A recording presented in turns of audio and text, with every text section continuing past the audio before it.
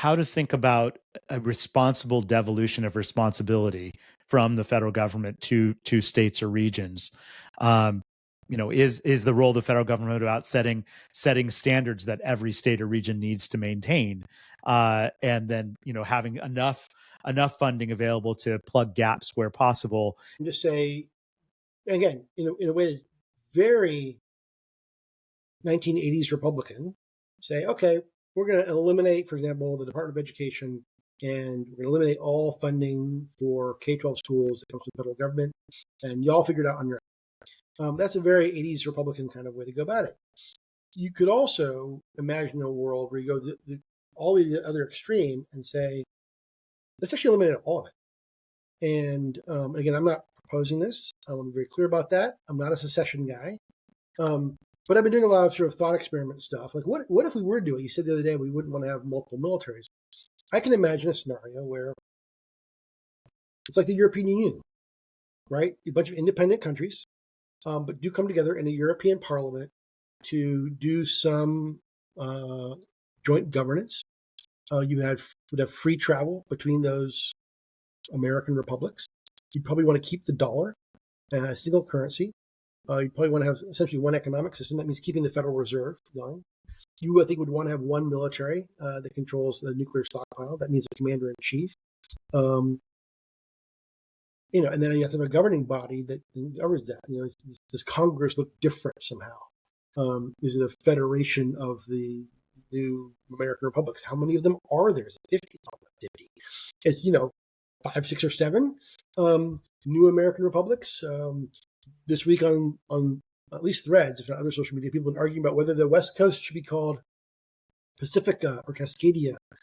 I don't have a preference either way, but it's an interesting thought experiment. What would it look like to have to truly break up the United States and the Great American Divorce, and to find a way to do it peacefully? Because to me, that's the most important part here.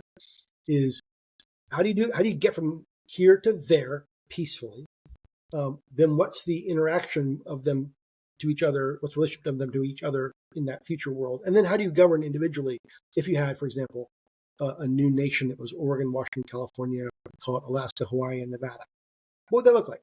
Again, I'm not supporting that. I'm not proposing it. It's a thought experiment that leads you down some interesting paths when you go down there late at night, maybe with a pitcher of beer.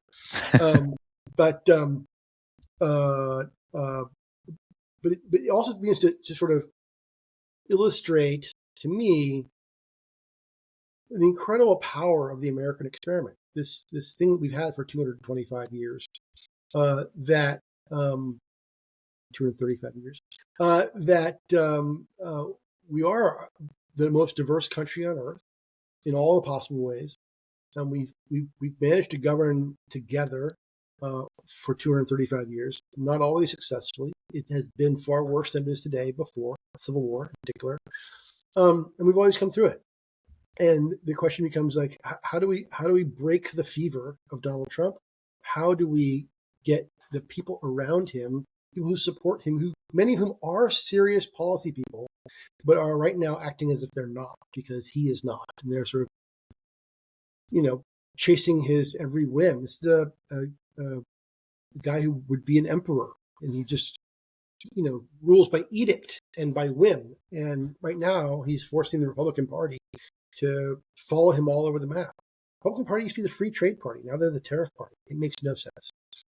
And so they used to be, the party of, we're going to stand up. We need our guns because we're going to stand up to, government oppression. And now there's actual government oppression. Where are they? Donald Trump is clearly the most powerful personality that's ever sat in the Oval Office. How he's been able to pull it off, I don't know. I don't get it myself. I don't understand the appeal. But he clearly appeals to a lot of people, so much that the politicians in his party are terrified of the people who support him. And we got to find a way to one, take back the power, to prove that we can govern in blue states and do it effectively. Because I think part of the reason why Trump exists is because blue states and blue cities have not been governing effectively, and he came in and said, I can fix it.